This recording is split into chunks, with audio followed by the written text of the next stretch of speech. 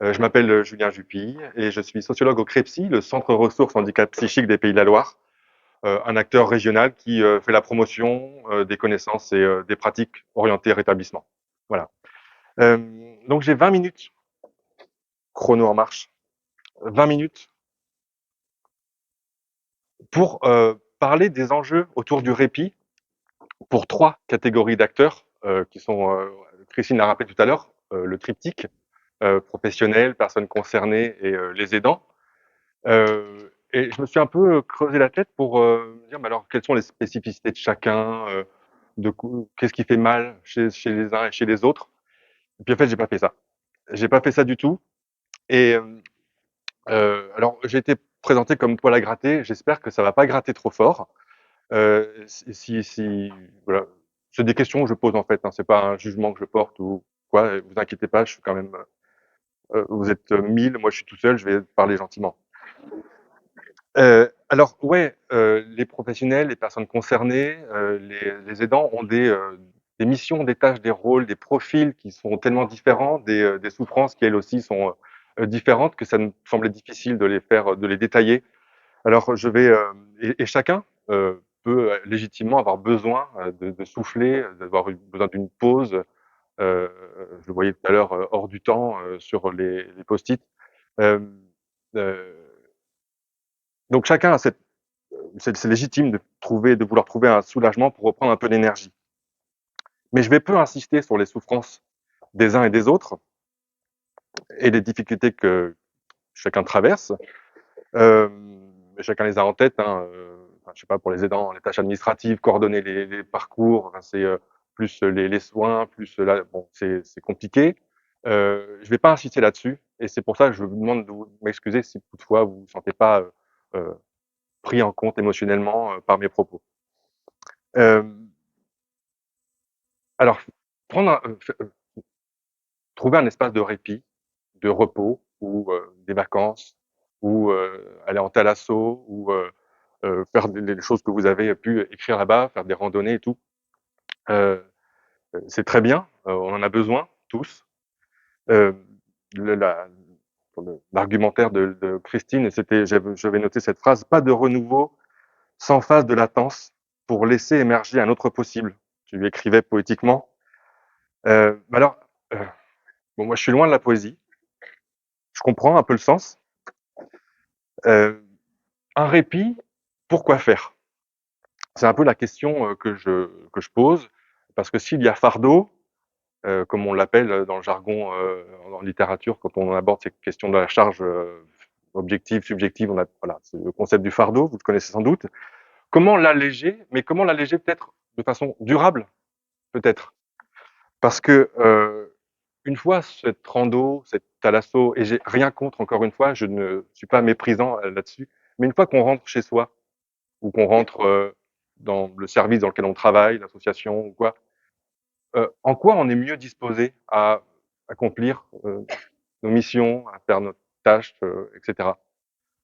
Et quand j'ai écrit cette phrase, être mieux disposé à, m'est venu un jeu de mots, parce qu'on peut entendre être disposé à de manière peut-être mille, mais moi j'en ai vu que deux, voilà. Euh, Être disposé à faire quelque chose, c'est être volontaire pour faire quelque chose, c'est consentir à faire quelque chose. On peut l'entendre aussi en termes de disposition. Et ce mot, il m'a conduit à réfléchir autrement le terme de répit. Le terme de disposition comme compétence, capacité, outillage. C'est là-dessus que je pars. Euh, Ce qui n'empêche pas, encore une fois, je le redis, de trouver un exutoire quand c'est nécessaire et aller au cinéma, de prendre un moment seul, et comme c'est écrit là-bas. Euh, donc j'ai préféré me dire quels sont les enjeux communs à chaque partie du triptyque cher à la COP. Voilà. Et euh, deux éléments m'ont conduit à adopter l'axe là que j'ai choisi. Je sais pas du tout 5. Ça va être terrible. Le premier, c'est une étude exploratoire qu'a menée le CREPSI sur le vécu, l'expérience du et au travail des personnes impliquées dans l'accompagnement et le soin, non, le vécu du travail et au travail des professionnels impliqués dans le soin ou l'accompagnement des personnes en situation de handicap. On a mené une petite étude, on a interrogé les travailleurs sociaux, infirmiers, quelques médecins, quelques directeurs, cadres, etc. Et à un moment donné, dans la discussion, alors c'était des focus group par catégorie d'acteurs, je passe les détails, mais à un moment donné, là, on est avec les travailleurs sociaux, il y a des anciennes infirmières, non, on est avec les travailleurs sociaux, oui. Et, euh, et on parle de la charge de travail, de la flexibilité. Et on me dit, euh, avant, je bossais dans un hôpital, alors je conjugue à la fois infirmières et travailleurs sociaux. Avant, je travaillais dans un hôpital et il y avait des rythmes très rapides. Il fallait s'adapter à la demi-heure à la tâche que je devais faire pour remplacer un collègue absent. Voilà. Et ça, c'était dur que cette flexibilité, cette adaptabilité dont on me demandait provienne d'une contrainte extérieure à moi. Et puis, il y avait d'autres personnes qui parlaient de leur fonction, enfin de leur mission, parce qu'elles avaient intégré plutôt le domaine, le champ de la réhabilitation psychosociale, vous savez, où la personne est au centre du dispositif, ou à laquelle on tente de répondre le plus possible aux besoins de manière ajustée. Et ces personnes-là faisaient aussi de la flexibilité, travailler sur un temps où habituellement elle était en repos. Par exemple, cette personne me disait, mais moi j'ai dû accompagner cette personne un samedi à un entretien ou un rendez-vous, je sais plus lequel. J'ai dû aussi rentrer à 23h le soir chez moi parce que la situation de la personne l'exigeait. Et elle me dit, et c'est OK. Et donc, il y avait ces deux. Vous voyez, la flexibilité, là, elle est des deux côtés pourtant, mais elle n'est pas vécue de la même manière. Et en lisant des choses, des rapports de gens super intelligents, ces gens-là indiquaient que c'est pas tant la charge de travail qui est importante, c'est les conditions dans lesquelles on exerce ce travail et on a cette charge. C'est les marges de manœuvre qu'on a ensuite, les dispositions, pour revenir au mot que j'ai employé tout à l'heure. C'est le premier élément. Le deuxième, c'est une étude. Là, je suis en train de vous expliquer pourquoi j'ai adopté cet angle d'attaque. Le deuxième, c'est une étude scientifique sur laquelle je suis tombé, où cette étude disait, euh, c'est une étude auprès des aidants familiaux, qui montre que le fardeau est allégé et qu'ils tirent même une expérience positive de leur rôle d'aidant après des interventions visant à soutenir leur empowerment. C'est-à-dire lorsqu'il s'agit de leur donner les moyens, les capacités de faire face à leur rôle. Bon, ici on a affaire au pouvoir d'agir, aux compétences. Plus haut, on avait affaire, quand je vous parlais de la petite étude Crepsy, on a affaire à de l'autonomie, on a affaire à de la souplesse organisationnelle, à être disposé à faire quelque chose. Et alors les points communs que je voulais chercher, euh, je les ai trouvés tout simplement dans le fait que chacun travaille dans le monde du handicap, dans le champ du handicap, et qu'il est traversé par des tensions, des forces, qui font que chacun des trois acteurs du triptyque sont concernés par ces tensions-là. Et que ces tensions-là, elles n'arrivent pas uniquement ici dans ce halo du handicap, mais qu'elles se reproduisent dans tous les domaines de la société. Je pense à la famille, au travail, au monde du travail, l'école, euh, voilà. Et je voudrais détailler ça en parlant du handicap assez rapidement, en parlant, je vais dire un truc peut-être que vous n'allez pas piger tout de suite, mais ça va s'éclaircir, des reconfigurations de l'État-providence. Vous inquiétez pas, ça va pas être compliqué, je vais le simplifier. Et la troisième chose, c'est plus mon domaine d'activité, ça, c'est le social, et pour voir dans quoi on est tous embarqués, pour comprendre un petit peu ce qui se passe sur le champ du handicap. Alors le handicap, ça va, il reste la moitié. On a assisté depuis une cinquantaine d'années donc à des bouleversements dans la société, depuis un peu moins longtemps dans le champ du handicap. Et en gros, on est passé d'une conception du handicap médical, statique, euh, attesté, déterminé par un médecin, qui aide ensuite la personne handicapée. Je l'emploie volontairement ce mot qui peut heurter, mais je l'emploie volontairement, c'était comme ça à l'époque, qui l'aident donc à se réadapter, c'est-à-dire à faire un pas, à, heu, à à se rapprocher le plus de la norme des valides. Et il y a ce terme de validisme d'ailleurs qui fait parfois, fuir, certaines personnes concernées, sur cette norme imposée. Bon, en même temps, je vais pas vous mentir, hein, quand on est sociologue, on sait qu'une norme, c'est imposé. Mais bon. Hem, donc on est passé donc de cette vision, très médicalo-centrée, heu, à, vous le savez bien, à un modèle biopsychosocial, c'est-à-dire qu'on ne parle plus de personnes handicapées, mais de personnes en situation de handicap. Le terme important ici étant la situation, et non plus la condition ou l'état de la personne, mais où on obtient donc un renversement de la causalité. Ce n'est pas la personne qui est déficiente, mais la société qui ne lui permet pas de participer de manière satisfaisante à la vie sociale et autres. Euh, là où je veux en venir, c'est que on peut rechercher encore aujourd'hui des compensations financières, d'être équipé, d'être dans un réaménagement de l'espace. C'est devenu, enfin, c'est toujours essentiel, mais ce qui est devenu aussi essentiel, c'est de comprendre que la personne est engagée dans un parcours de vie euh, qui, euh, euh, qu'il s'agit de soutenir en fonction de ses besoins et afin qu'elle devienne la plus autonome que possible. Et ça, dans tous les domaines de la vie. Ce qui fait que l'épicentre de, du soin ou de l'accompagnement n'est plus l'institution, mais la vie de tous les jours. Ce qui demande donc à quantité de professionnels d'agir, d'interagir, voire même dans le meilleur des cas, et je sais que c'est difficile, de collaborer, de décloisonner, comme on dit, hein, les pratiques. C'est un truc qui s'est rappelé tout le temps, mais je sais pas, il y a un problème. Euh, alors, euh, cette logique donc est moins celle de la prescription du médecin qui dit ce qu'il faut faire, moins la prescription donc que celle du partenariat. Comme l'épicentre n'est plus l'institution, mais le lieu de vie, la famille est instituée, elle aussi, en partenaire. Et elle n'est plus simplement, elle fait plus du gardiennage, vous voyez, ou de l'assistance, elle est un partenaire du parcours. Ce qui veut dire aussi que quand on est partenaire, on est conduit à développer des compétences pour faire au mieux, remplir au mieux ce rôle. Il ne vous a pas échappé aussi que parallèlement à la reformulation du handicap, là, de nouveaux termes sont apparus. J'en ai parlé d'un tout à l'heure, l'empowerment, j'ai parlé aussi de pouvoir d'agir.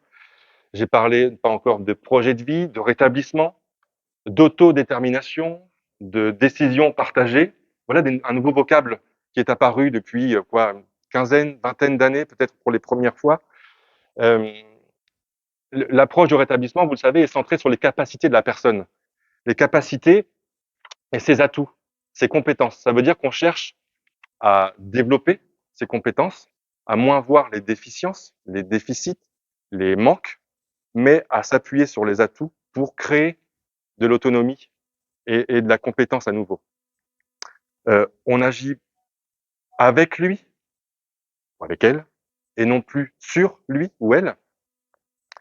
Et la philosophie derrière le rétablissement, c'est que petit à petit, la personne, instituée en acteur de son parcours, devienne l'agent de son propre changement. C'est-à-dire que petit à petit, l'apprentissage auquel cette personne participe soit si bien inscrite en elle qu'elle puisse se guider seule. Voilà, c'est l'idée. Euh, il faut aider à aider. J'avais lu dans un rapport concernant les aidants. Et puis, ça m'a fait écho à ce qu'on emploie aussi, l'expression qu'on emploie dans le monde de l'éducation, apprendre à apprendre. Vous voyez, cette formulation un peu qui dit deux fois la même chose, un peu tautologique, qui montre bien le travail qu'on a à faire sur nous-mêmes pour gagner en compétences. Et ça dit quoi, ça? Ça devient, le mot acteur, je l'ai déjà dit, ça fait référence au deuxième point, celui, je disais tout à l'heure, de l'État-providence, qui a changé ses manières d'intervenir dans nos vies. État-providence, si vous préférez, on peut employer le mot politique publique, les stratégies des politiques publiques, la philosophie derrière les politiques publiques, comment l'État s'engage auprès de nous pour des sujets tels que la vieillesse, la dépendance, l'éducation, la famille, le logement. Eh bien, après-guerre, il y avait des sous. On pouvait se permettre de compenser, d'aider quelqu'un lorsqu'il chutait, de manière symbolique, hein, dans la vie, lorsqu'il rencontrait une difficulté. On pouvait se permettre, l'État pouvait se permettre d'être infirmier, comme disent les spécialistes de cette question-là. Depuis les années 80, c'est plus compliqué au niveau des finances. Et l'État a été conduit à se réorienter, à être reconfiguré autour de missions d'investissement au long terme. Et que l'État-providence infirmier a donc laissé sa place à un État-providence investisseur. Donc, logique d'assistance, côté famille et personnes concernées, logique d'obéissance mécanique et d'exécution dans le monde du travail prédominait autrefois. Obéissance, exécution, assistance prédominaient autrefois. Elles sont peu à peu remplacées par un régime de la participation, de la coopération, où chacun doit prendre une part beaucoup plus active à son parcours, à sa vie. C'est ainsi. Et ça fait écho au dernier point que je voulais aborder, qui est celui des sociétés, des normes sociales. Et sur ce plan,